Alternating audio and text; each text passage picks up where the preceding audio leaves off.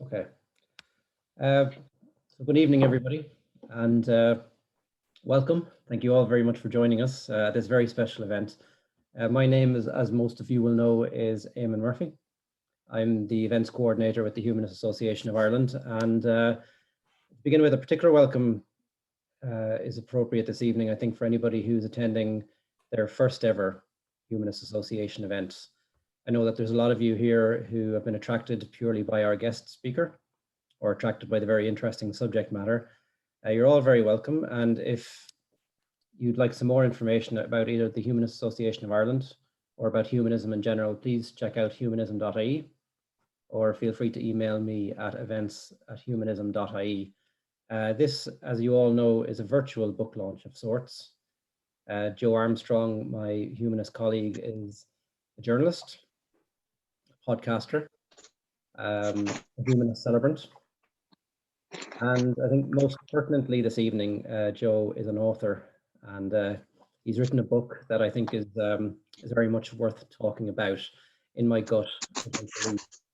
And we're going to discuss this autobiographical piece this evening. Before we do, it falls on me to get a little bit of housekeeping out of the way. So in normal times, I'd be telling you where the fire exits were and so on. I guess the first thing to say in these circumstances is that this event is being recorded. It's customary and polite to make people aware of the fact. And Joe just added a little bit to my checklist at the beginning, just before we began here. He's asked that those of you who have attended tonight, if you could email him afterwards, just to let him know you were there, because he'll be quite distracted this evening. He won't be able to glance around too much and see who's actually in the virtual room. So his email, correct me if I'm right, I hope I have this right here, Joe. It's Joe Celebrant. JoeCelebrant @gmail.com. Gmail.com. I just let him know that you're in. Because you want to say something nice about it as well. He wouldn't say no to that. But regarding the format of the evening, we're going to keep it close as possible to finishing up by 9 o'clock Irish time, just to reduce the risk of Zoom fatigue and so on. The plan is to split that 90 minutes roughly in half. The first half or so will be in kind of an interview format. It'll be interspersed with readings from the book by Joe. And then the latter half will be more along the lines of a Q&A from the virtual floor or the virtual room. And we'd encourage as many of you as possible to ask questions and give your thoughts at that point. But just ahead of that, an important request, we could ask if you please keep your microphones muted for the duration of the evening, except when you're called upon to speak. I think people are kind of au fait with the technology enough at this stage to understand why muted microphones are important. So please don't be offended if myself or Tony, who's helping out this evening, if we mute your microphones at some point throughout the evening. It is nothing personal. Just before we begin as well, I'd advise you to set your Zoom to speaker view rather than gallery view.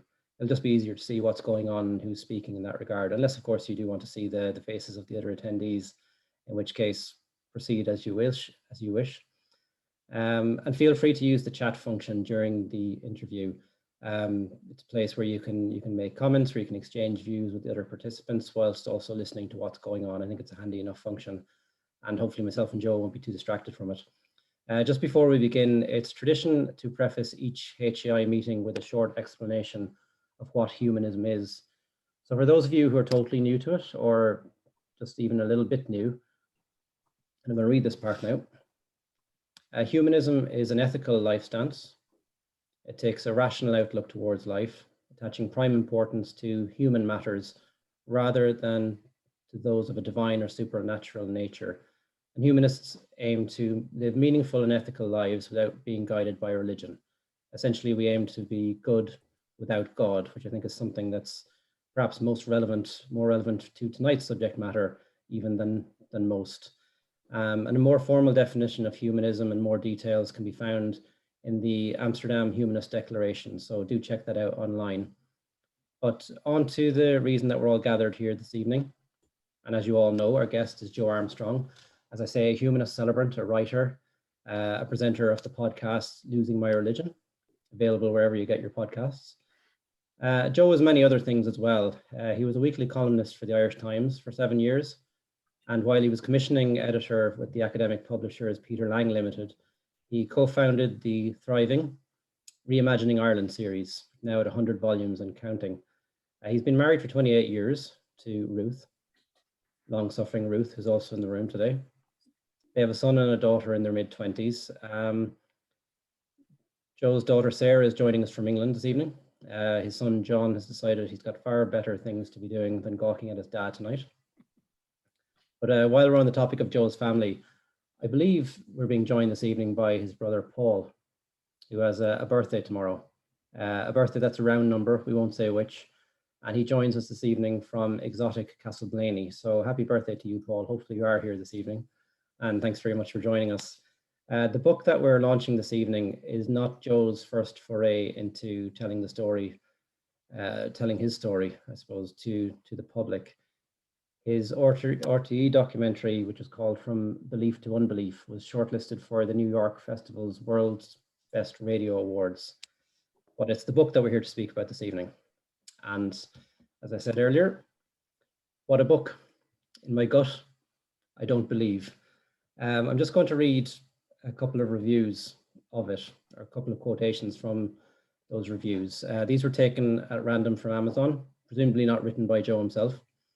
But a great book, bravely written with such honesty by a true and caring human being. Another one read, or part of it read, I didn't intend to, but I read this book in one sitting. The phrase searingly honest is overworked, but it applies here.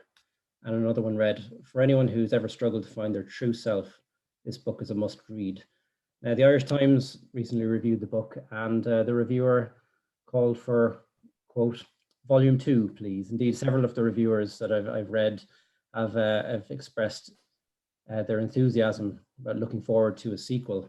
But I think probably the most impressive review is from the eminent Professor A.C. Grayling, who described the book as a fascinating, courageous, and moving account of an individual leaving the trammels of religion for the good light of humanism. An educative story on many levels, well told. Now, I myself reviewed the book for the Irish Freethinker and Humanist magazine, which is the place where it all began in some ways.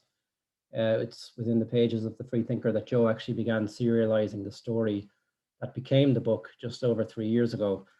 Now, I'm only going to refer to a small part of my review, but you know, I always found myself when reading Joe's piece in the Freethinker every 2 months, you'd finish the 800-word article and you'd be demanding more, but you'd have to wait for another few weeks to be sated. So the book, from my point of view, answered sort of a secular prayer in some ways. And again, I've said it to him, to his face, at least via Zoom. I've said it to him on the phone a couple of times. I was really blown away, both reading the excerpts in the Freethinker and in the book itself, blown away by Joe's honesty and candor, his ability to self-examine in an incredibly honest way. And it's also immediately obvious, I think, to any reader that Joe's no novice writer who decided to try his hand at an autobiographical work. The fact that he's been writing for more than 3 decades is very apparent, because this is not just a compelling story, this is one that's very well written as well. And it does fall to me to encourage people to buy the book. The easiest way to do that is to do it on Amazon for Kindle paperback, and hopefully by April or May, all going well, we'll have it in audio format as well, narrated by the author himself, and that'll be available on audible.co.uk. But enough of me speaking. That's not what anybody came here to hear. After talking for the last 10 minutes about this evening and about the book, Joe, tell us, what is the book actually about? What's the book about? That's a really good question. Well, it's about, you know, the 9 years I spent. Well, it also talks about my early childhood and so on, but it's mainly about the 9 years I spent studying for the priesthood. And it's a self-examination. You know, Socrates said the unexplored life, the unexamined life is not worth living. And after the documentary, which I made with Nicoline Greer on RTE, you know, people said, well, you know, can you tell us more and so on? And I actually wanted to know more myself. Well, how did I transition from belief to unbelief? And like in the world, you have so many people who are committed believers, as I once was, or committed atheists, humanists, or agnostics. And I thought, well, if I were to examine my journey of this particular soul, if you want to use that word, how did I transition? What were the moments? What were the insights? What were the growth opportunities? What were the regressions? What were the, all of that. So it's primarily me wanting to see from myself, examining myself, like Socrates said, go ahead and examine your own life. And also I kind of feel that when you're personal, you're universal. So, it took me a long time to write the book, like let's say 25 years. And it's like spaghetti junction. There were so many false starts and massive, what I thought finished drafts that went nowhere. And then, bottom drawer for another few years and take it out again and go with it a different way and so forth. So that's what a book is about. Let's try to unpack how people might transition from believing to unbelieving, how I did, with the memoir. You mentioned those previous drafts and ones that you thought were finished, ones that went nowhere. I go, what was it about this one that led to there's no other word for it really, the success in finishing, and why now? I mean, is this a story that could only really have been told properly at this far a remove from the subject matter you're examining? Yeah, I think that is true. And for example, like my mother is a big subplot in the book, and a very complex relationship which I had with her. I loved her and I hated her. And as a human being, trying to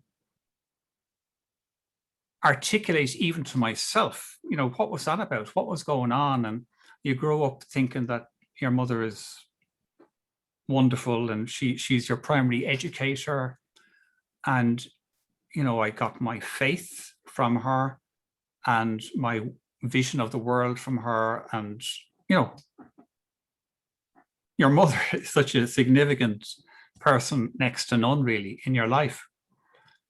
And then it's kind of like, I think is it like What Maisie Knew? I remember reading a book, and it was the child is suddenly, as she grows a bit older, sort of seeing things differently. And, somebody says something and you think, oh, so I've lost my train of thought, but that's okay. That is quite okay. You mentioned the importance of her role, not just in your life, but giving you your faith. Presumably, Arthur Armstrong, your father, had a role to play there as well. I remember particularly being struck by the focus in one of the episodes in the book about talking about how your father, as you describe him, a manly man, and the manly men of the neighborhood, and how it was so perfectly normal for men back in those days, in the 70s, I guess, to have no problem at all expressing their strong Catholic faith. That must have influenced you an awful lot as well. Huge. Like I was born in 1962, and everybody I knew was a Catholic. I had two cousins studying for the priesthood. I had an uncle, a priest. Everybody that it just seemed to me that the whole world was Catholic.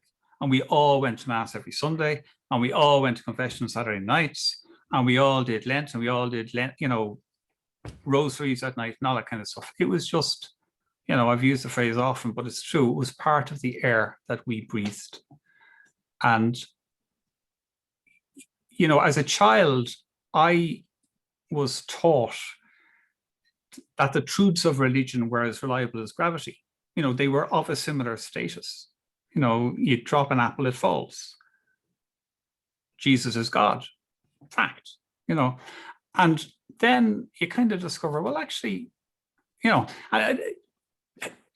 clearly there are Muslims who have different views and Hindus who have different views. And yet, all of those givens, and they don't all have different views about gravity. I mean, you have the Flat Earth Society and so on, but they're like quackos and, so you start thinking and so on. But again, I've lost my train of thought yet again, Eamon. So you're the anchor in my life at the moment. So go for it. Sorry, Ruth.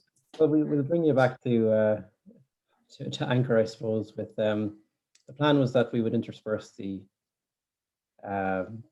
evening with some readings from the book, and I think you're going to read now from episode 9 of it. But maybe before you do, just contextualize it for people.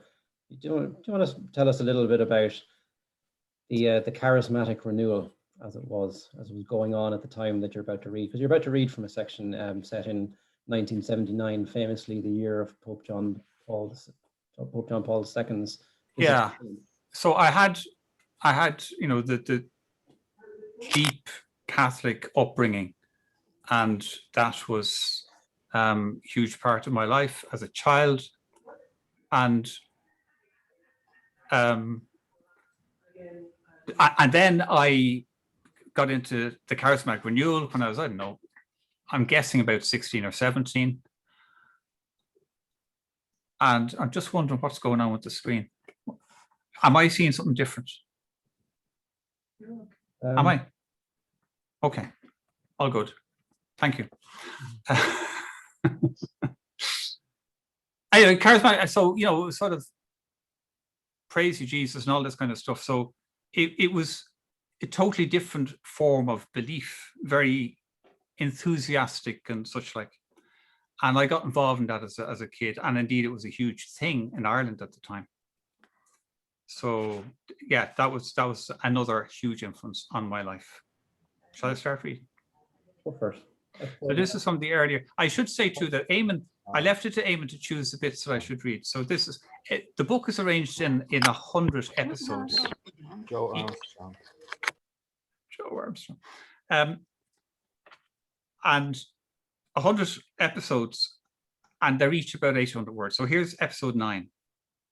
Before dawn on the 29th of September 1979, 1 million people, a number equal to the entire population of Dublin and about 1/3 of the Republic's population at the time, gathered in the Phoenix Park for the first ever papal visit to Ireland.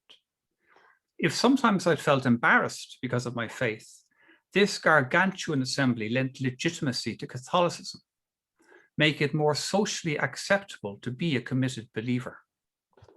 When the Aer Lingus jet with Pope John Paul II on board flew overhead, the hair on my neck stood on end. The Pope had arrived in Ireland. The Brits had a queen. We had a Pope. He kissed Irish soil when he stepped off the plane. Later, it was said the Pope kissed the ground and walked on women. I also made it to Galway for the Papal Youth Mass. When the Pope said, "Young people of Ireland, I love you," tens of thousands of young people clapped and cheered in jubilation for 10 minutes. And we sang, "He's got the whole world in his hands." And we didn't mean God, we meant the Pope. He was our superstar. Eventually, the popular singing priest, Father Michael Cleary, interrupted our spontaneous cheering and singing, saying the Pope had to get on with the Mass. Bishop Eamon Casey was on the podium too. Cleary and Casey were probably the most prominent clerics in Ireland at the time. Both had clandestine relationships and both fathered children, which, when it came to light in 1992 and 1993, caused scandal and anguish for the faithful, the clerics' duplicity sparking disaffection and doubt in the laity who felt betrayed by the clerical church. By then, I'd become convinced of the need for a married clergy, and I was struck by the innocence of many laity. I knew many wonderful priests who had been forced to leave their priestly ministry because the church elevated the man-made law of celibacy over what it claimed to be the God-given vocation of the priesthood. But back to those innocent days, for me and for Ireland, of the papal visit. I had begun to attend a charismatic prayer meeting in St. Duloc's Retreat House in North Dublin, run by the Marist Fathers. I was impressed by a charismatic priest based there, Father Larry Duffy, who was such a powerful preacher that he was nicknamed the Laser Beam. Earnest and genuine in his faith, he prayed for hours every day, and his slender frame suggested he fasted too. I believed that this man had a direct link to God, like the prophets of old. I was so influenced by him that I began to imitate his mannerisms, like other young people might copy a pop idol or a sports star. I had been mortified as a young boy when I'd been caught unawares mimicking the words and gestures of a priest saying mass, and when my father had said, we might have a priest in the family. But now, age 17 or 18, it was time to decide what I wanted to do with my life. Money didn't appeal to me, buying a house, taking out a mortgage, getting into the rat race. I wanted to do something meaningful. I wanted the excitement and adventure of following Christ. I wanted to spend my life addressing the real needs of people, helping them too to find meaning in their lives. The Mars Father seemed to me to be the place where it was all happening. The congregation was open to what I thought the Holy Spirit was doing anew in our day. I liked that the Marists did various ministries, retreats, parishes, foreign missions, and schools. And so I wouldn't need to decide yet what work I would do as a priest. I heard that their seminary was vibrant with many young men like me testing their vocations. And Father Larry Duffy, my hero, was the Marist Vocations Director. During an all-night vigil, I told him I wanted to be a priest. Praise be God, he said. He asked me about my family, and I told him I had an uncle a priest in South Africa and 2 cousins training to be priests. He explained that if I joined, I could see if I liked it and that the Maris would be looking at me to see if I was suitable. He said there would be entrance tests, but he was sure I'd be grand. And meanwhile, I could take a trip out to the seminary. There was an open day for new entrants coming up soon. I wanted to be a priest more than anything else in the world. Father Duffy placed his hands on my head and prayed that many souls will be saved by your ministry. That's great, Joe. And the reason I suppose I suggested that particular piece is because not only does it finish on that note of you deciding that this is what you wanted to do with your life, but I think the section does a very good job of capturing the time and the frame of mind of the young Joe Armstrong. One of the things that struck me from the book about the mindset of the teenage Joe was, pardon me for saying, a general kind of intolerance of people who didn't share your Catholic faith. Like, I'm sure we've all held views in the past that we would be embarrassed to look back on now. Yeah. I mean, is that the case now when you reread some of the stuff that's in your journal? Yeah, well, I mean, I acknowledge that at the very beginning, like in the preface, I say that as a pious teenager, I had a row with a school friend who thought that the laws of the state shouldn't reflect the laws of any church. And he wondered if we religious people would prefer those with differing views to emigrate. And yes, I thought to my shame, as the church reflected the mind of God, I thought it would have been better if those who disagreed emigrated, leaving behind a society more attuned to God's plan. Having what you see as God's higher values on your side blinds people. It blinded me to rational debate. And, you know, I would have campaigned in favor of the first abortion referendum, which I'm horrified about now. And I would have, you know, been in favor of divorce. So like as a Catholic, I couldn't see, yeah, but that's your Catholic view. Why would you be wanting to impose that on other people who don't share those views? And I couldn't see that. And I think for a lot of religious people, and I don't mean them all, but for a lot of religious people, that there is that, the blinkers are there. You know, this is God's way, and let's impose it on other people. And it's harder for a religious person to realize. They just presume that their view is correct. You know, it's infallible. It comes from the church. It comes from God. So anybody who disagrees has got to be wrong. How long does it take for you to change that mindset? Because, you know, not wanting to be, you know, I'm not really giving a spoiler here because I'm sure you'll address it at a different part of the interview, but the book ends with you leaving the seminary prior to ordination. Of course, you were never ordained. We now know that you're a humanist celebrant. But that doesn't mean that you left as an atheist who didn't believe in the Catholic faith. So how long does it take one to go from the extremes that you speak about there to a much more liberal worldview that you, I presume, hold? Yeah. now in 2020? Well, I think,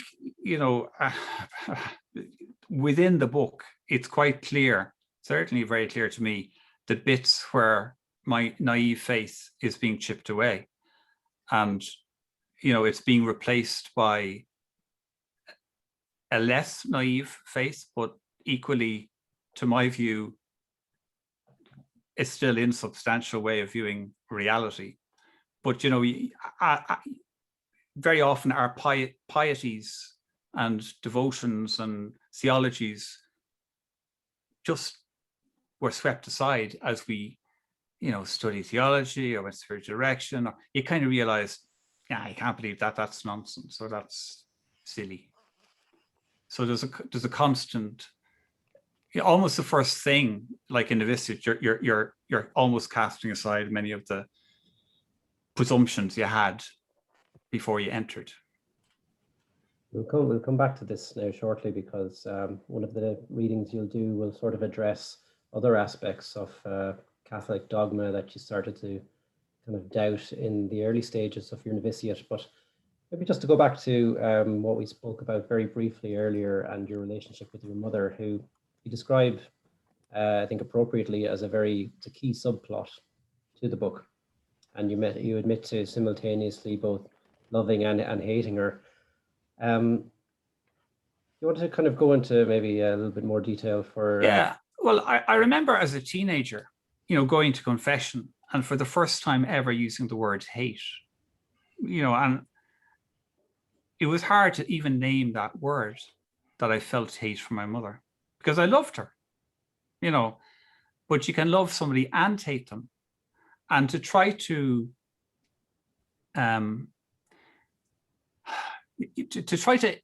recognize that, and to realize that that feeling doesn't make you unacceptable, and I remember, to sort of fast forward, near the last 6 months of my 9 years in seminary, I went to a counselor, and my relationship with my mother was a huge part of that experience. And I still had difficulty. I mean, you're studying for the priesthood. Honor your father and your mother. Do not turn from your own kin. Like any time a priest would give a sermon, it was, obey your parents. And here was I studying for the priesthood, ready to promote that message to other kids. And I was thinking, this is so unfair for kids like me, who might have very ambiguous feelings about a parent. And, just coming to terms with that, and trying to rethink not only my relationship with faith and religion, but also rethink my relationship with my mother, was one of the hardest things I ever did, and it was really, really, really hard. And she is working through that relationship was a huge part of my experience in the seminary, and indeed throughout my life. Do you want to move on to the second reading of the evening? Yeah. Episode Thanks for this one, Eamon. All right. So the kind of deal I made with the reader was that I wanted to be honest, and loads of reviewers have said that I'm very honest. So Eamon has chosen a particularly embarrassing piece, but it's nevertheless good. And because somebody said to me, what you should do, Joe, is somebody suggested to me that the title was wrong, that instead of being called "Oh my God, I Don't Believe," it should be called "Dare to Be Me." And if you wonderful guests who are here tonight take anything away from this event, and from my book, if you read it, but from this event, it would be, please dare to be you. Okay, here we go. So this is episode, I call them episodes, episode 29. Our superior Father John Hannon, a great man, by the way, had warned us in novitiate that celibates needed human love and friendship. Non-exclusive, non-genital, spiritual friendships are good for celibates, so long as the relationship remains open and honest. There are risks. When you're 19, a sexual attraction can occur. "Are you saying we could fall in love with one another?" asked a novice. "Yes," he had said. "Freud taught us that relatively few people are exclusively heterosexual or homosexual. Most people are somewhere along the spectrum. Even if this is theoretical to you now, before long it won't be. In winter 1982, it happened to me. My journal of that autumn shows an earnest 20-year-old struggling with religious endeavor, disappointed with meditation difficult, distracted a fair bit, ended by thanking God for a day, not very successful. I visited my father's grave on All Souls Day.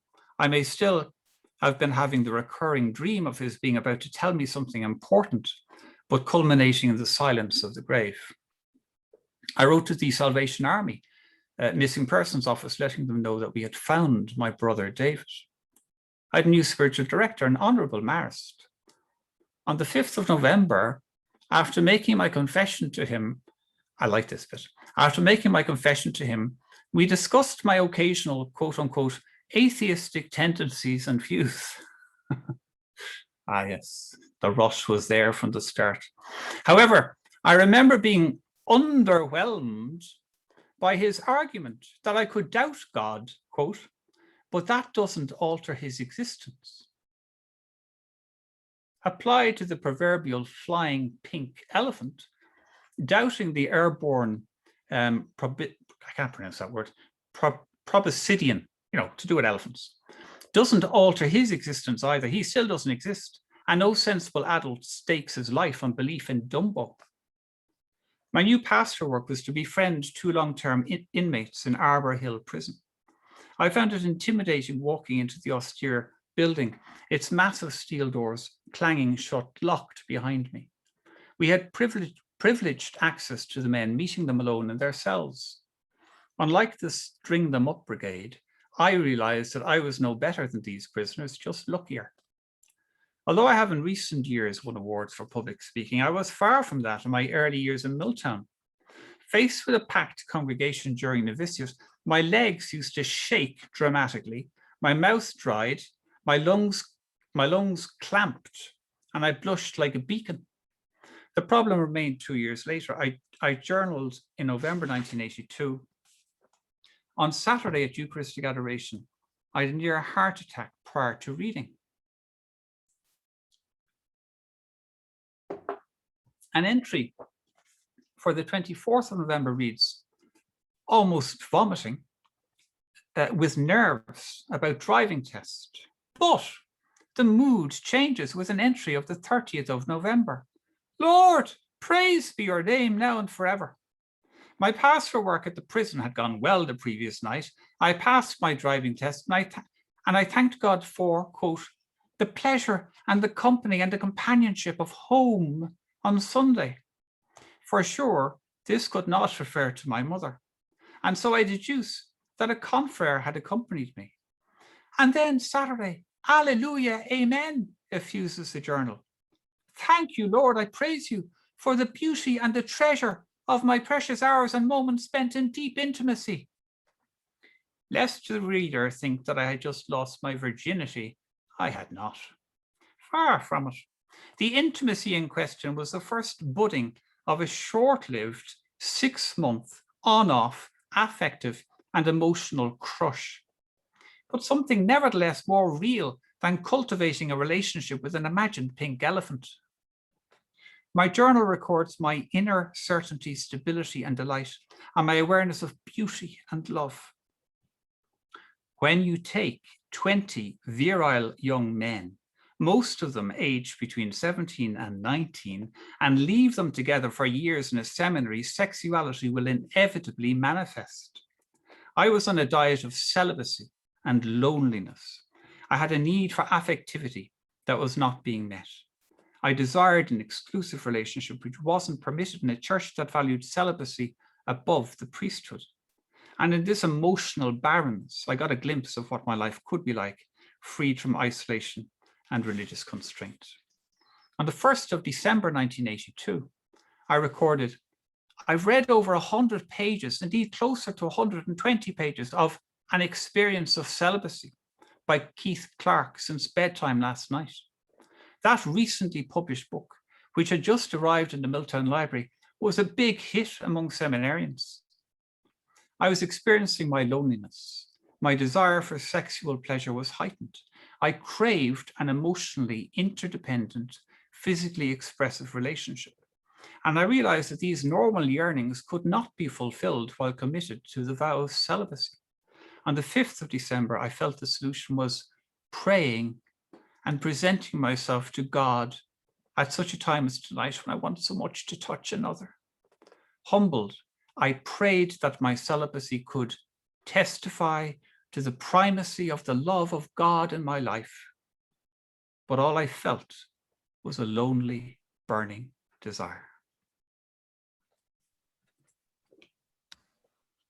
I think that piece brilliantly touches on one of the reasons for your eventual abandoning of the plans to become a priest, that aspect of celibacy. You said, you mentioned in the book that you think maybe you entered the seminary at too young an age. Had you taken the time to... I honestly think that if people had any kind of decent sexual experience before entering a seminary, they wouldn't be entering a seminary. You know, I think most people who enter, like there were 20 in my novitiate, 20. There were 3 who were 17. Most of us were 18. You know, I was as naive, you know, and utterly, totally inexperienced. Hadn't a clue. And, you know, dash that with all the religiosity and all the stuff you pick up as a kid about sex being evil and, you know, the Virgin Mary and all that kind of stuff, and confession and don't even think an impure thought and all that kind of stuff. So yeah, masturbation was actually a huge element of life in the seminary, you know, and we were told, oh no, yeah, that you're not allowed to do that either, you know, and celibacy, loneliness, desire for intimacy, mad, you know.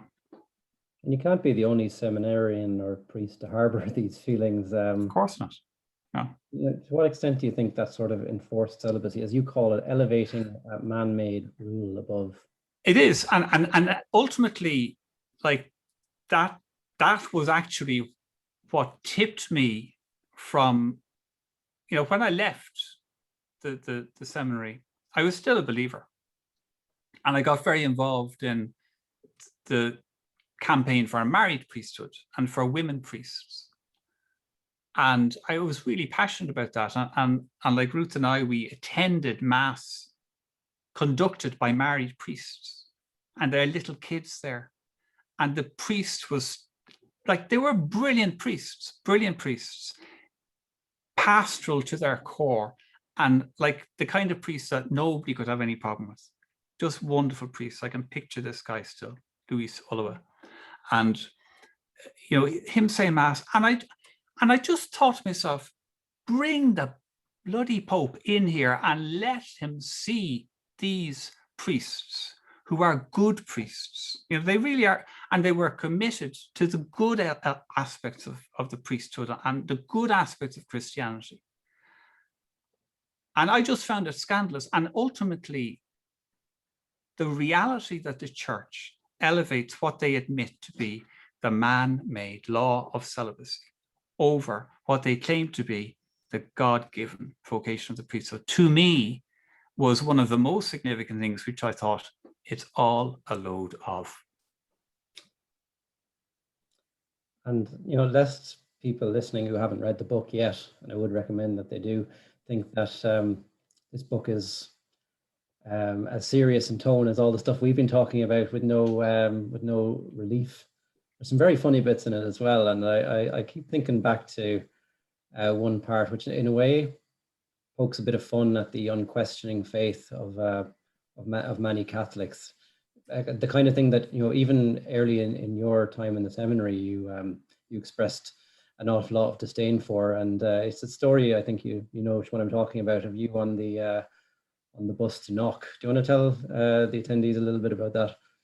Well, I can read it. It's just half an episode. I can read that if you like. Sure. Shall I?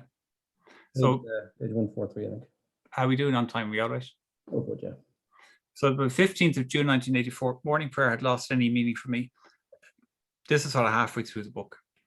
I journaled, it didn't matter if I got up, it didn't matter if I didn't. I saw cynicism in Milltown about faith, observing what it was, that it wasn't just me, but other members of the community too, who doubted. My prayer is dead, I journaled on 21st June. I feel depressed, I'm lonely, I feel like I'm in limbo. I have no particular inclination to have spiritual direction. Celibacy is as hard as before. Desire is high, pining want. I was invited to accompany a busload of middle-aged and elderly women on a pilgrimage to the Marian Shrine of Knock. Against my will, I was expected by the tour organizer to play the role of the devout seminarian, leading several rosaries on the bus. And when we stopped for lunch at a hotel, she expected me to sit at the top table. This was how priests could develop a sense of entitlement. It all felt wrong. The gospel as a story of Jesus telling the disciples not to take a place of honor. And unwilling to accept the role into which I was being cast, I declined the invitation to the top table, choosing instead to sit among the pilgrims. But the organizer insisted I move up, and I felt forced into the stereotype. I did not want to play the role. I wanted to be authentic. I couldn't identify with the devotion of the pilgrims on the bus or at the shrine. As I rattled off rosary after rosary, I tried discussing this with the organizer. Then I tried discussing with the organizer the need for an informed, intelligent, and critical faith. She was appalled by my suggestion that Catholics should think for themselves. And she said, sure, then we'd be just like Protestants. That would be just like Protestants. I thought, oh my God. It's a great piece now, and I've gone back and read it a couple of times. I just realized in part down to my shoddy timekeeping and my enthusiasm to kind of keep pulling on a line of questioning that I've got you on. We've gotten now to a point where kind of half intended that this might be around now that we'd open things to the floor. I know you intended to do one more reading from a later episode, but should we take a few questions from your guests this evening, and then maybe we can go back to reading at a later point. So just to let people know, we'll just to encourage a conversational tone. I think you can unmute yourselves to ask a question, and rather than having you read it from the chat box or anything. If you want to kind of queue yourselves up to, well, I see Dara Hogan is straight in there. So Dara, you can start off, but if you want to queue yourselves up, if people could go click on the participants button on the bottom of the screen, and it'll open up on the right-hand side a list of everybody's attending. You click on you'll either see a raise hand button, or you'll see a button with 3 dots, and in there will be the raise hand. So that'll kind of queue you up on the right-hand side of the screen to ask a question. But should we start off with you, Dara? Thanks, Eamon. Joe, a question as to what you think. I used to believe that I was an atheist or a humanist and that all of the believers were firm believers. More recently, I've come to the conclusion that the hierarchy or many of them know, it's all a complete scam, a money-making scam, and that they're too deeply embedded in it to reject it and too comfortable in their positions, and that they know damn well that the whole thing is based on nonsense. Would you agree with any or all of that? Well, I agree with some. I mean, I wrote a piece in the Sunday Times several years ago, and I interviewed, active priests and ministers who did not believe. And like, I do know, I'm part of a group, the Clergy Project, where everybody in that group is either a current or a former professional religious person. So they're, of the different denominations. So there's Catholic and so on. But several of them are current active ministers or priests, and they are atheists, but they are, financially dependent on their job, and they're trapped, and they're looking for a way out, but it isn't so easy. To be fair, though, I think a lot of priests are genuine believers. I mean, I was with the Maris Fathers, and I have the height of respect for them, like great affection for them. And like Dennis Green, for example, was my spiritual director, and he was hugely important in my life. He he was a believer, but you are right. There isn't a kind of a monopoly, if you like, or an agreed set of stuff. Like they have the creed, but in reality, they have their own personal theologies, I think, very often. But to be fair, I think that's also true for humanists. You know, I think there are as many a theologies as there are theologies. And there are, you know, like humanists differ on so many things. And likewise, you know, priests and religious people will differ on many things too. But I wouldn't doubt the sincerity really of any of them. I don't think there are too many of them who are just blatant duplicitous people. I don't even know if any of them are. Thanks, Dara. We'll take the questions kind of one at a time from the people who have their hands up, but I know that before Gabriel and Kieran and Liz got in there, Dave had unmuted himself, and so too Mairead and Teresa, to kind of signify that they wanted to get in there. So we'll go to Dave first, then Mairead and Teresa, and then we'll go to the people who have their virtual hand raised, if that's okay. So I don't want to miss out on anybody. Dave, fire ahead. Hi, sorry, not really a question, more, Joe. I am full of admiration for your honesty in this, searing honesty. I could never do it, and I'm full of praise for you. You are fantastic for doing it. I could never begin to do it. Were you afraid of the honesty coming out? Afraid doesn't touch it. I was terrified. You know, I think that's why it took me 25 years to write the book.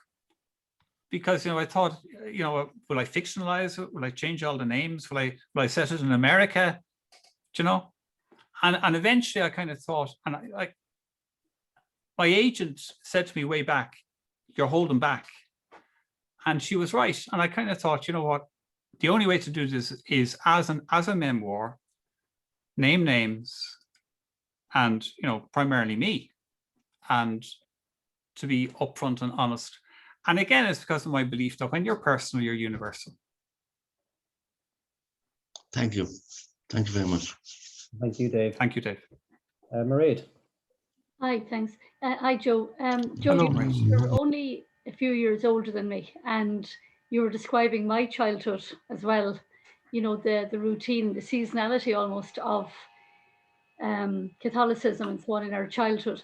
When I was in my early 20s, I was training as a student nurse, and that's where I had my start of my departure from my belief, when a little 3-year-old child that we were nursing died, and the mother wanted a particular prayer that was up on the ward to be read at the little ceremony in the hospital, and our chaplain said, no, that would not be suitable.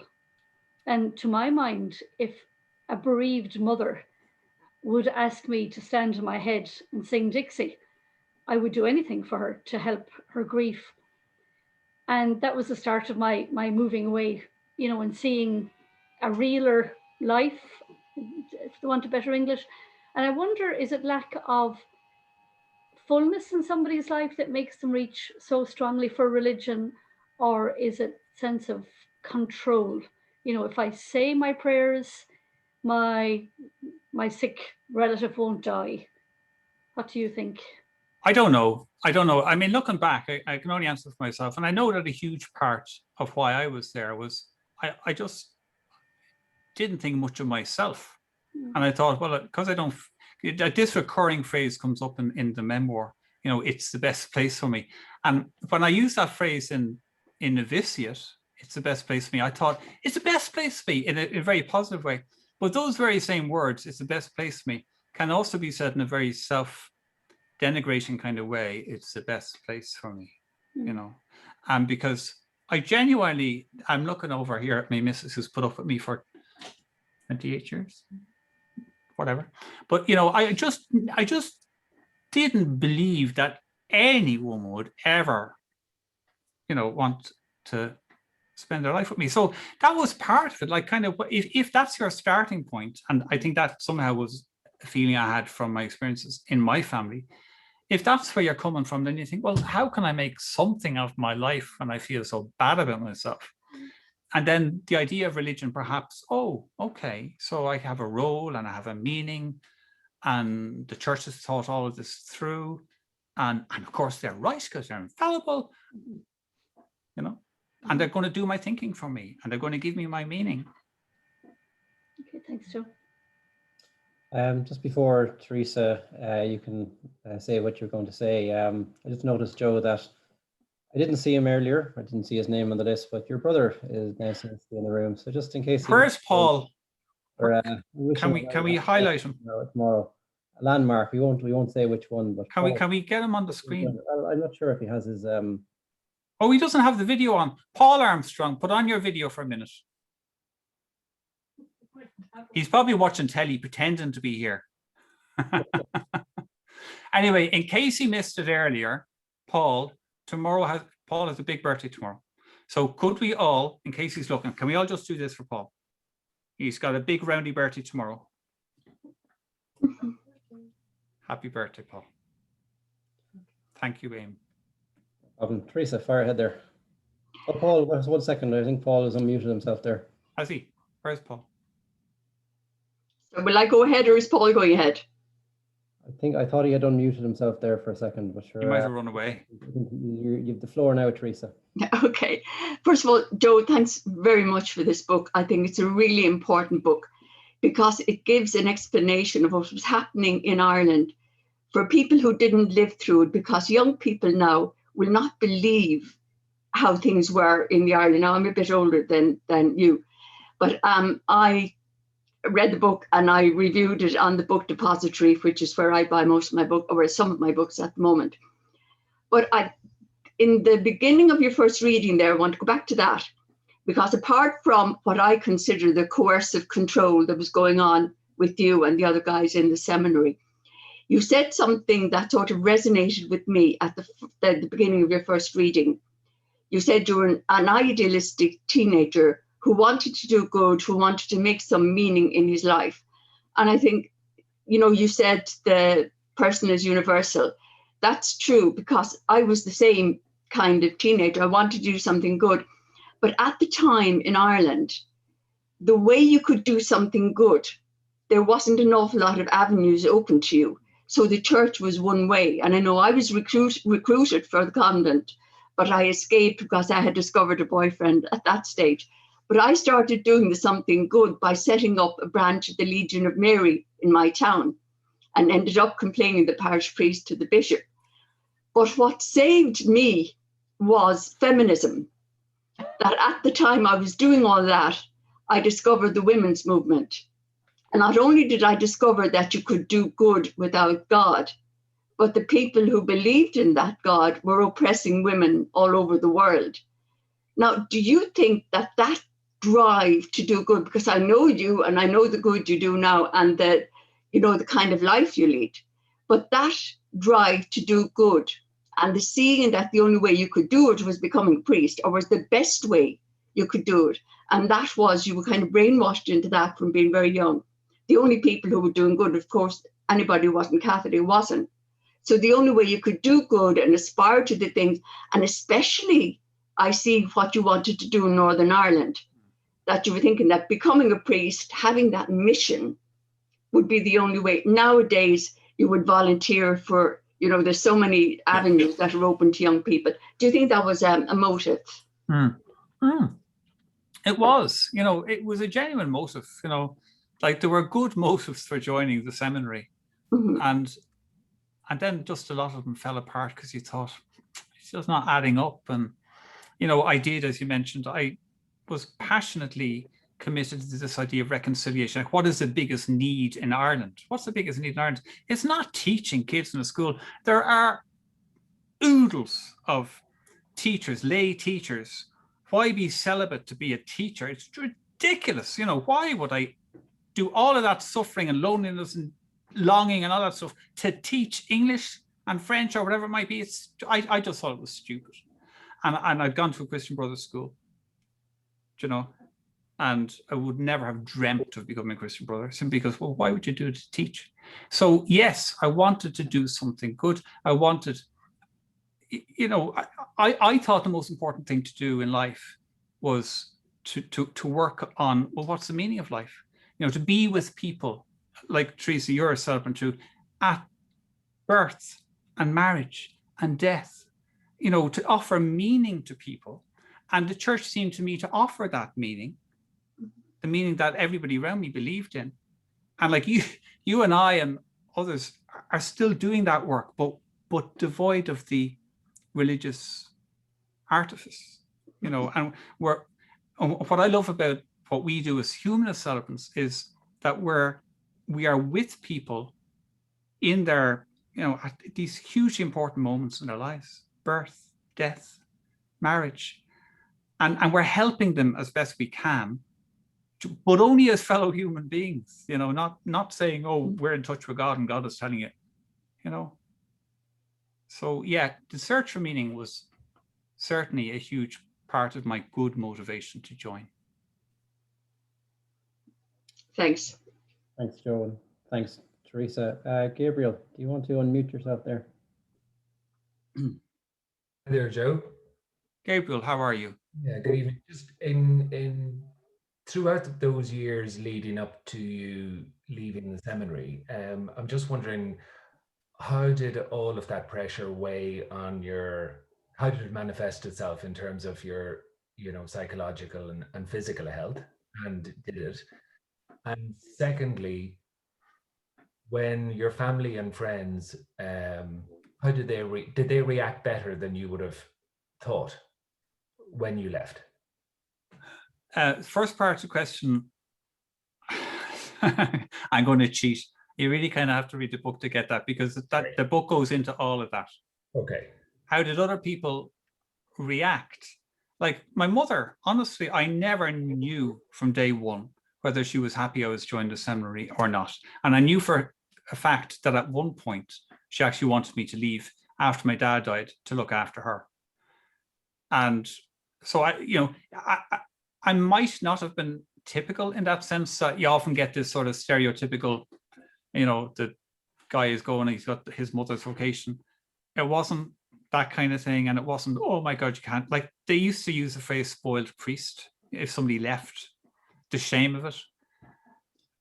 That was probably something for maybe 10, 20 years before my time. Okay.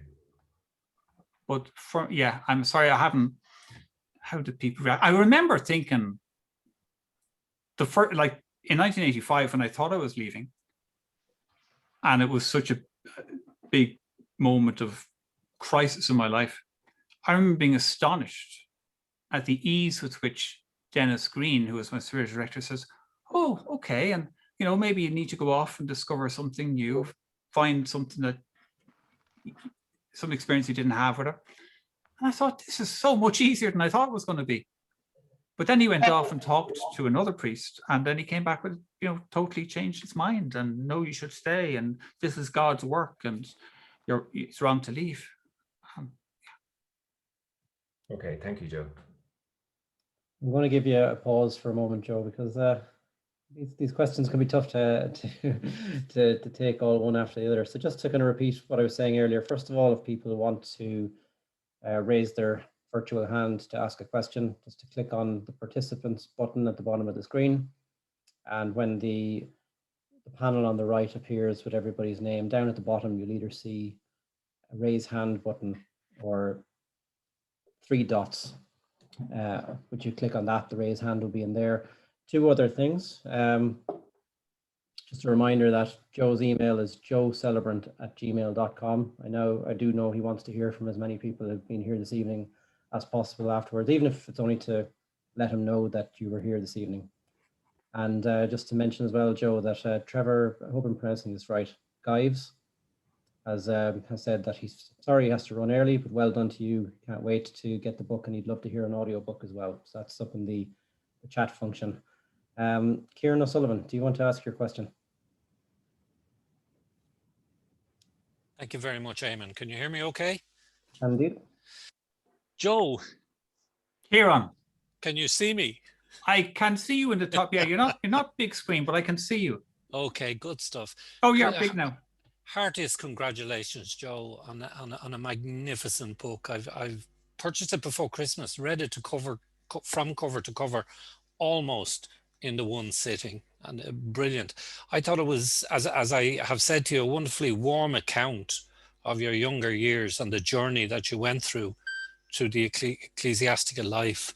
I thought it was a brilliant read, very inspirational, and written by a very brave, thoughtful, and decent man. So well done on that. Thanks. I've been piecing a couple of things together, Joe, based on what I've heard you talk about over the last couple of times I've met you. And I've realized I'm 5 years older than you. I went to the same school as you. Scolwira in Marino and Art Scoil Reach in Marino. Wow. Yeah. So I had 5 years on you in the school, and I can agree with a previous speaker there and your good self that said it was very much an all-embracing Catholicism back in those days. Almost to the point of suffocation. It was Catholic everything. I, like you, we went to Mass. There was throngs of people went to Mass. My most abiding memory of Mass back then when I was a youngster would be the amount of people that were coughing in Mass, something that we don't see in the latter days as such. But I'll give you a laugh. I remember whilst being in school, I could have only been about 10 or 11. And we had learned the creed as every student does did back in those days. And it went as follows: I believe in God, the Father Almighty, creator of heaven and earth. And I remember asking the Christian brother that was teaching me, where did God live before he created heaven? That was a no-no. I shouldn't have asked that question. So I was seriously realigned thereafter. But my question to you tonight, Joe, is given the experience you have had in the church and things like that, where do you see the church in 20, 30 years' time? Where do you see the end game for it, if at all? Well, it's hard to know. I mean, as I said, for the Maris Fathers, right, they sold their seminary. It's about to be demolished, the place where I lived. So when I was there in the 1980s, the question was there, are religious congregations heading for extinction? I mean, the word extinction was used, and it seemed like, But, 17 of the 20 who joined with me have left. And now most of them are pretty elderly. And extinction is really happening. And it's actually sad. I mean, maybe some people I know who be delighted to get rid of them, but I have an affection for them, and I learned and gained so much from it. So where's it going? Like religions, certainly me as a Catholic, I thought this was the truth, the religion, the one God. But there have been so many religions over the years. I mean, 2,000 years is nothing in human history. It's nothing. And there are like tens of thousands of religions out there. People don't believe in the Celtic gods anymore. They don't believe in the Nordic gods anymore. They don't believe in the Latin gods, the Greek gods. They're all in the past. And I imagine that, sooner or later, it will be the same with Christianity and Islam. It'll go. But then, so I think will humanism, and so will any ism, But hopefully we'll have humanity left and humans searching for meaning. Yeah. Thank you. Thanks, Karen. Liz, do you want to unmute yourself? Yeah, so I just wanted to say a couple of things. One, I'm about the same age as you, and I grew up in Limerick, and I kind of left Limerick about the same time as you went into the seminary to do science in Trinity. And it was quite easy as a woman, actually. I'm just thinking, listening to you, it was actually quite easy as a woman to reject the Catholic Church because they set about alienating us anyway. And then when you start to be a scientist, you kind of go, well, that doesn't sound right, and that doesn't sound right. So I haven't read your book, Joe, and I will read it after this. It sounds really interesting. But the second question I have is, I'm a huge fan of John O'Donoghue and his poems. And he talks about Master Eckhart and his definition of the soul. And you talked at the start about saving souls. And I just wonder, is there, you know, because he talks about the soul being that inner core of you that different things can touch, like music or poetry or art or whatever it happens to be. And I'm wondering, is humanism and being a humanist celebrant, and apologies, I'm not long a humanist, I'm just here about 6 months now, but is there in being a celebrant, are you actually still doing that piece of touching people's souls when you're at the births and the marriages and the deaths that you talk about? Yeah, I actually love the word soul. I don't have a problem with the word soul. I think it's great. Like, I love soulmate. You know, Ruth is my soulmate. And I think it's a lovely, lovely, lovely word.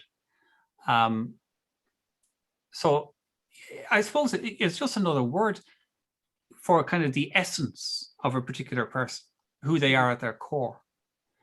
So what I love, you know, insofar as if I'm conducting a ceremony, I just, you know, it's just lovely when you have maybe a small intimate gathering for a baby naming, or for you know, kids who are doing a kind of a civil equivalent to a confirmation, and you kind of, maybe they cry, and you kind of think, God, people don't cry at baptisms. Well, maybe they do, but I never saw anybody crying at a baptism. But at baby naming, it just is it can often get people crying, you know, or just a wedding, you know, a godless wedding happily. And it can just get to people and touch them. And, you know, I did a funeral once, and there was so much laughter at the funeral. And it was a good laughter. It was a happy laughter, you know. So I think all of that is connecting with the soul, the essence of humanity. I'm still doing what I set out to do when I joined the Marists. You know, I'm doing that in my writing, and insofar as I do ceremonies, trying to connect with what it means most to be human and to be together and to love and to suffer and to die and all that kind of stuff. Great summation of what you do there, Joe. Thanks, Joe. David McKnight, you have a question. Hello, Joe. It's great to see you in real life, as it were, and outside the book. Although I've really got to admit that you've got me reading for the first time for years, really, and I do recognise the power of the written word. My speciality within humanism is science, and because I've been plugging you, can I just plug Humanist for Science, which I run on Facebook, and pleased to have Joe's endorsement of that. But my question really is about how you feel now you've been through these experiences.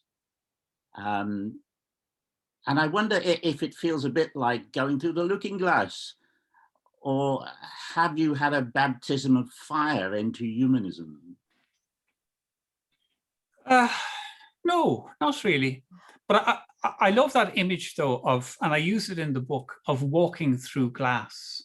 You know, I remember in my last sort of 6 months, sometime, I literally had that experience of walking through glass. Ruthie, could you get me that? And it's the image that's used for the column in the Irish Freethinker, which was the origin really of my book in its current form.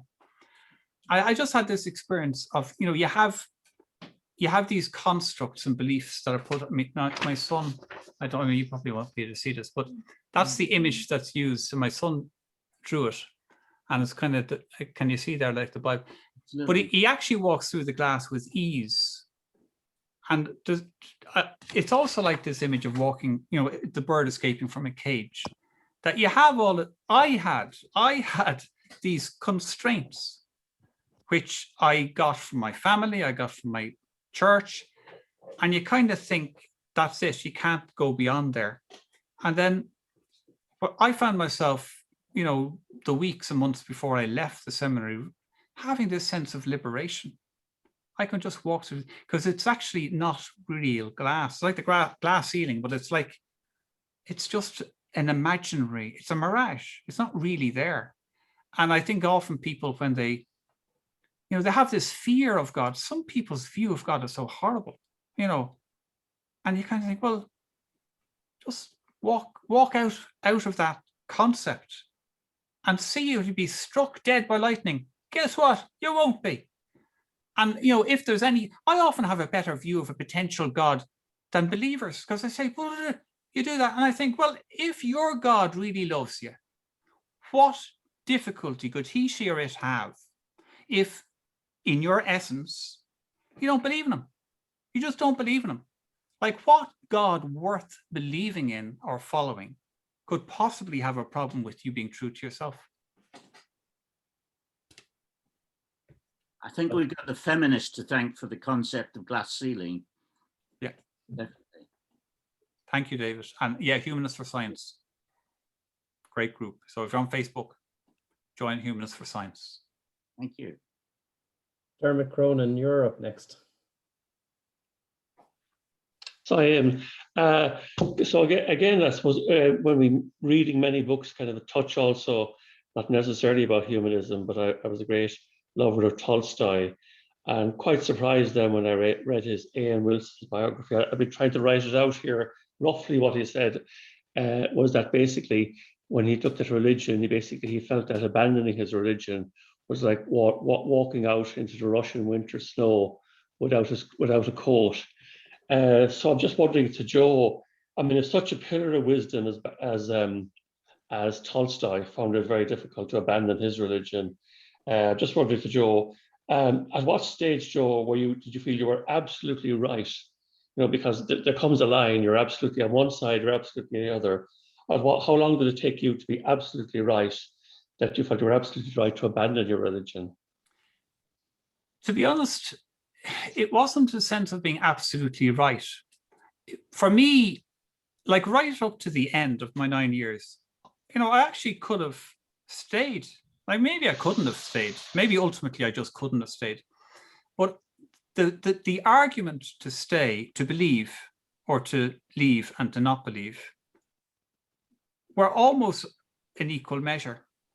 And I had this difficulty, you know, because I fluctuated. Somebody else would say, like in 1985, I was persuaded to stay. Sorry, I'm losing my train of thought because I wanted to say something.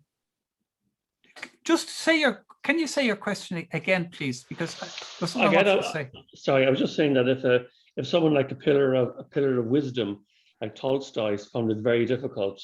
Oh yeah, sorry, I've got it. It was a cloak. It was a cloak in the snow. He didn't want to walk out in the Russian winter against all the vagaries of life without this cloak around him. How do you feel that? As I say, it's a bit like there's a line that you said, right? I suppose like myself, and I love the title you're referring. In my gut, I don't believe, but there's between in the gut and this thing, right? I'm absolutely comfortable now, but I don't know if when I cross the line. But for someone like yourself, who's so educated and the formation has been such, how difficult it is for you.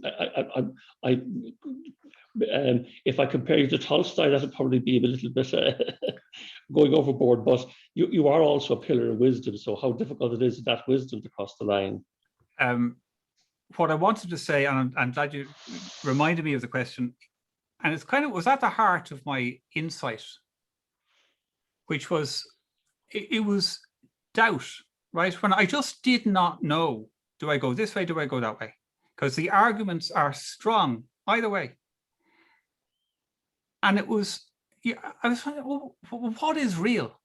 What is real for me? And it was that experience. Well, do you know what? Doubt is real for me. Doubt is real for me. And that's why I have, like, of all the thousands of quotes you could put at the start of a book, the epigraph, right, is, if you would be a real seeker after truth, it is necessary that at least once in your life you doubt as far as possible, all things, René Descartes. And it was that experience of doubt that I thought, well, do you know what? I can see that argument, I can see that argument. But one thing I know for absolute certainty, and this is the only, because I think you use the phrase absolute certainty, Dermot, and I realized what I know with absolute certainty is that I doubt. And all the stuff of revealed religion, well, how can I know if that's true? But I do know I doubt. And and that experience of doubt, I said, right, I'm going to build my life on that. And when I did counseling last 6 months, and the counselor was superb, and she got me to respect my doubt, my perceptions, my feelings, my understanding, my judgment, my decision. And that even if the entire world says I'm wrong, well, do you know what? I'm going to go with my decision. And like in 1985, I wasn't strong enough to do that. And I thought it took me to 1989, 9 years on, to be strong enough to say, do you know what? I don't care if the Pope himself came in, knelt down in front of me, I'd still go. I'm going because I don't believe it. And that's a bit I didn't read out, was, you know, where I was forced by the counselor in this moment, right now, in this moment, how do you feel? I don't know. And I could see yeah, but right now, this second. And I thought, in my gut, you know, she was asking me, how do you feel in your gut? And it was terrifying to make that, absolutely terrifying. What? You mean my identity, my future life, my income, my everything, my whole worldview, to decide that simply on my gut. And in my gut, I had doubt to build my life on that. Scary as heck. But that was my absolute certainty, doubt. I'm glad we got to that part, Joe, because I kind of feel, looking at the clock, that I suppose we have a choice between doing the final reading or taking 3 questions from Jill, Niall, and Francesca. I hope you don't mind keeping the discussion going. No, keep it going. Good stuff. Jill Bell, all the way from Sligo, Europe. Yeah, thank you, Joe. Can you hear me? I can. Yeah. I haven't read your book yet, but I'm looking forward to reading it. You've nearly answered the question, but I'd just like you to go into a bit more detail about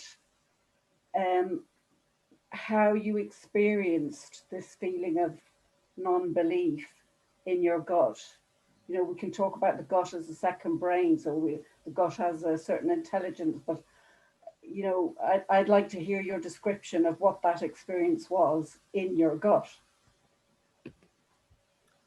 It was literally physical. It was physical. Like, I mean, she asked me this question. She just persisted. It's a bit, I'm not going to read it. So you're going to have to read the book and read that section. But it's a section I didn't read out, but it is the kind of climax of the book. So it's section, whatever it is. What is the name? 94. 94, section 94. And like literally you have, the counselor was there in front of me and she was saying, right this minute, do you believe? Do you believe you have a vocation? And by the way, for me, it wasn't even a vocation. I kind of thought, well, it's not just do you believe you have a vocation. To me, it was like, do you believe it or do you think it's all a load of nonsense? The whole thing, the whole religion thing. And yeah, she just, right now, this minute. And literally, I visualized my gut and I became aware of my gut. And I thought, well, like if I had to decide this minute, and you know, the planet exploded the next minute, if I just had to decide on my gut, in my gut, I don't believe. And that's why that is, I mean, you know, people have suggested to me that I should have called it Dare to Be Me, but really the title is the right title, In My Gut I Don't Believe, because it took me so bloody long to realize that in my gut I don't believe. And when you know that for certainty, when you can base your life on the absolute certainty you have is that you doubt, then you can build your life. I see we have 2 people queued up for questions, but Joe, I see your brother Paul has unmuted himself. I just wonder, does he want to say hello? Paul, where are you? How are you, brother? Hello, Paul. How are you doing? Can you hear me? We can barely hear you now. You sound like you're down the bottom of a well. Wait, man. How are you? Not too bad. You don't look like you're going to have a roundy birthday tomorrow. No, I'm not. No. You are. I have a quiet birthday, and I might have a can. Good for you. Why wouldn't you? But all I want to say is I'm very proud of you, brother. Thank you, Paul. I really am. No. I'm proud of you. Obviously, you didn't do it on your own. That lady beside you has a lot to do with it too. Listen, nothing good in my life would have happened without Ruth. Nothing good. I couldn't have written this book. I couldn't have written for the words failing me. That's unusual. I know. Thank you, Paul. I'm really, really proud of you, son. Thank you. I wish I could be with you tomorrow. The old fella would be proud of you too. Good to hear. Thank you. That's all I have to say. Thanks very much, Paul. Niall Mulligan, do you want to ask your question? Thanks, Eamon. How are you, Joe? We go back. Hello, Niall. How are you? I'm good. Yeah, we know each other a long time, and very good friends. And I've never spent an hour and a half in your company without asking you some question or other. So can't. Or beating me at chess. Or beating you at chess. Yeah, this is true. Listen, I was struck by what Dave said earlier on, the question in terms of honesty. And I mean, I've read your book, and the one thing that struck it, because we do know each other really, really well, but it also reminded me of how much we don't know about each other, not just me and you, but people in general. And that honesty piece really came out. And it struck me that the book, apart from, I mean, it's about many things, but like, I mean, the question, I suppose, is like, and you don't have to answer this question, but I mean, what was it also like almost an extension of that sort of like counseling therapy? Was it therapeutic for you to write the book? And if it was, has it opened up areas for you that you still need, that maybe are challenging, or maybe they're strengths? Like because it's a very, very personal book. So that's my question, which we can answer over a pint at some stage when the pandemic's gone as well. If we could ever have a pint again, wouldn't that be good? No, give it to me again. Okay. So in terms of writing the book, there's so much honesty in the book that is it a form of therapy? Was it therapeutic for you to write that book? Yeah, I can tell you, Niall, that yes, it was therapeutic. It really was. I mean, do my journaling, without that, I couldn't have written the book. So I always find journaling very therapeutic. You know, it does all the things that prayer was meant to do. For me, I journal today. It grounds me. And often I'd write something in my journal and I think, well, this is a private journal. Nobody is ever going to see that. And so making the decision to make that deal with the reader, that I will actually, you know, I'm not going to be vague. I'm going to say, this is what's going on. These are my feelings. These are things that happened to me. That was a deal I made with the reader, and yeah, it was good for me, you know. And I'm just so incredibly proud of. Like when it was published in December, I thought I can die now happy. You know, I've told my truth. Yeah. So I feel like, and I would, you know, other things I've done that I'm very proud of, but in terms of writing, I would let it all the rest of it burn. Although there's loads of it I love, to save that book. Yeah. So yes. I think that's what makes the book. It's that honesty piece that makes the book. You know, so you should be very proud of it.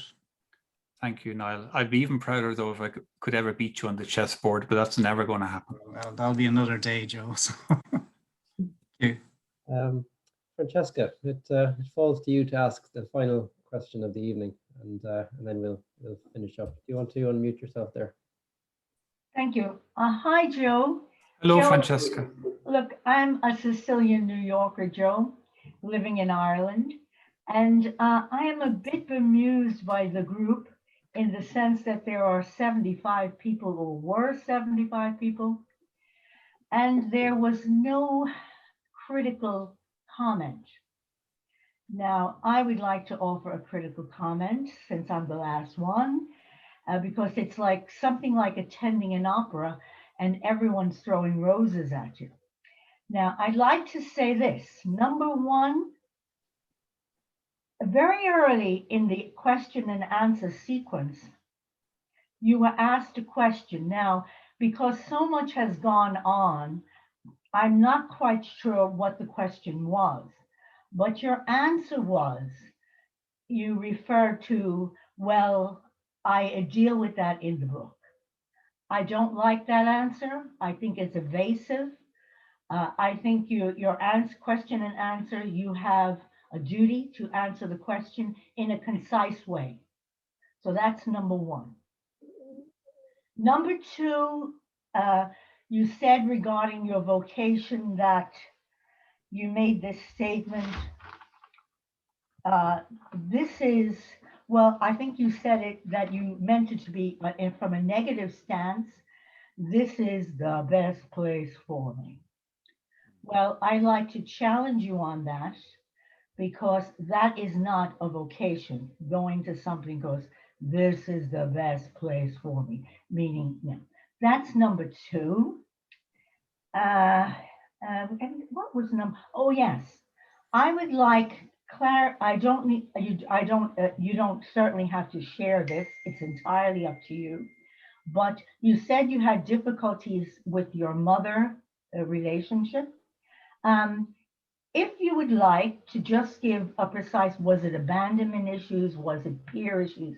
I would just like a word or two of clarification. Thank you very much, and I've enjoyed the evening. Thank you, Francesca.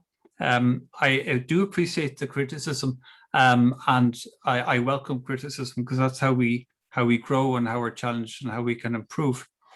The second point you made about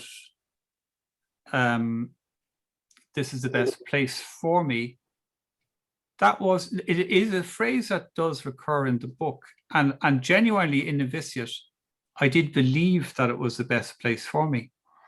But as my time in the seminary continued, I found myself saying it. Like, I remember on one occasion, it was a girl I was fond of in UCD, and she was asking me about, was I happy? And my response to her was, it's the best place for me. But I know now as an adult looking back that what was really going on in my saying that was a lack of confidence in myself. You know, that I would ever be loved by anybody. And in that sense, that it was the best place for me. Like that is true. So I'm not adding to what I said earlier, but I'm not quite sure the issue you had with that.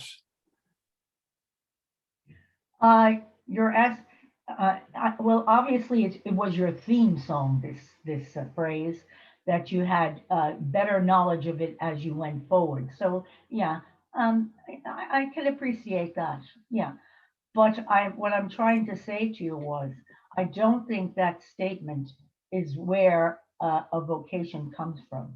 A statement of like, well, this is it kind of smacks on, well, this is the best I can do with it, so I'll do this. That's how it hits me. Francesca, may I ask you, are you a believer? No, I'm not. No. Okay. No. So when you ask about a vocation, what do you mean by that? Well, I know about vocation because I was 4 years a nun, and I'm 60 years, 60, attached to the Amityville Dominicans. Though I'm not a believer, I still have 60 years experience with them. Okay. In what sense? What do you do with them? Well, I'm not going to go into details, Joe, with that. It's my personal life, you know. What I'm telling you is I know a lot about vocations. I have more years in it than you have in your life. So. Right. Okay. Well, you know, this is what I love about humanism is, you know, we respect people have different views, you know. And I know there were three parts to your question. I think I've only addressed one of them. The first part I think was that I think it was my answer to Gabriel that I had suggested he needed to read the book. I wasn't being flippant. I can't quite recall that question. I think it was to do with my mother. Well, I don't know what it had to do with, but I do not think that is the answer to give any question. You summarize in some way in 3 words, and you don't say, read my book. That's not appropriate. I'm doing senior lecturing for years and answering question and answers to thousands of people, and I would never give that answer to anyone. What do you lecture in, Francesca? Well, you seem to be wanting to know an awful lot about my life, which I'm not sharing. Thank you. Okay. Well, I'm happy to share my life. That's what my whole book is about. So. Well, that's you. That's fine. Yeah. Okay. Now, the third thing was your mother. I don't want, you don't have to answer that, but it would be useful if you just give a hint since you're constantly talking about it. So say things like it's abandonment issues, or it was peer pressure from my mother, it was whatever. Well, I can't use that language because that language isn't mine. Well, your own. Well, give me your own language then. Well, I have, but you don't want me to say it's in the book, but it really is in the book. No, that, yeah, really, that's a la answer. That's all I have to say to you. Fine. Okay, well, I'm sorry about that, but literally when I did the documentary, people would ask me a question, and it's a question I couldn't answer in a few words, and that's kind of why I wrote the book. It sounds to me like a guy who wants to sell his book. Yeah, I'd like to sell my book. I'm not going to deny that. But you want to sell it too much rather than giving clarification. You're here to give clarification. Okay.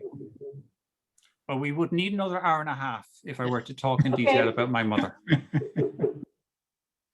David, you look like you're trying to get in there. Sorry, yeah. Just on Joe's behalf, really. I mean, most people have got quandaries and they don't know where to turn. And they very often make do with the best that they can get at the moment. So Joe was really just acting in a human way to say, I don't want to stand out. I don't want to be seen as odd. I don't want to be anything but a human. And his body was telling him that, and he listened to it. So I think we've all got to take a course in critical thinking and criticize ourselves. But if I may say it, I don't think Francesca's remarks were useful. Thank you. Thanks, David. Look, I think that's probably a good point as any to finish up. We're about 10 minutes over time. Can I just, I'm sorry to say, but firstly, can I just thank Eamon in the first place, because Eamon has been a midwife, I hope you don't mind me saying that, but you have been a midwife for this book because you read the early columns that appeared in the Irish Freethinker, and having labored, I'm doing laboring, you're doing the midwifery, but having labored with this book for literally 25 years, you know, at times you think, oh, it'll never be published, or I don't know how to write, or whatever. And your encouragement and your feedback and your enthusiasm was essential. So I want to thank you for that. I have to thank me, Mrs. Ruth. Oh, I said already, but you know, so, but I also want to thank everybody who's here. I really do. Thank you so much for being here. And even if you don't buy or read the book, and by the way, you can get it for free on in all kind of places. I would love if you each left this room thinking for yourselves, I shall dare to be me. I think that's a perfect spot to finish up on. Thank you, Joe. You're a very easy interview for both. Thank you, Eamon. And I think Teresa Graham hit on it very well earlier. She pointed out the extent to which many of the social changes that have happened in Ireland the last few decades provide very important backdrops for your story. And you said it yourself, 20 young men entered the novitiate with you in 1980. All but 3 eventually left either before or after ordination. I've no doubt that to some extent your story is theirs too, and that's a very important aspect of the recent history of this country, recent social change. Read this book, you'll be entertained and a wiser person for it. And ladies and gentlemen, thank you all for coming this evening. And hopefully we'll see you next month at on Wednesday, April 14th. We'll be talking about dignity in dying with Janie Lazar, and keep an eye on the website for that information. Thank you very much. Thank you. Thank you. I want to put here. I know it's not in person, but if we were in person, I'm sure we'd all give them all a big clap. Yeah. I'd expect a big hug from you, daughter. No. Thank you, Sarah. Thank you, Sarah. And George. Here's Joe. See you soon. Thank you. Thank you. Well done. Thank you. Yeah. Thank you, Joe. Well Thanks, done, John Joe. Eamon. Well done, Great. Eamon. Thank you.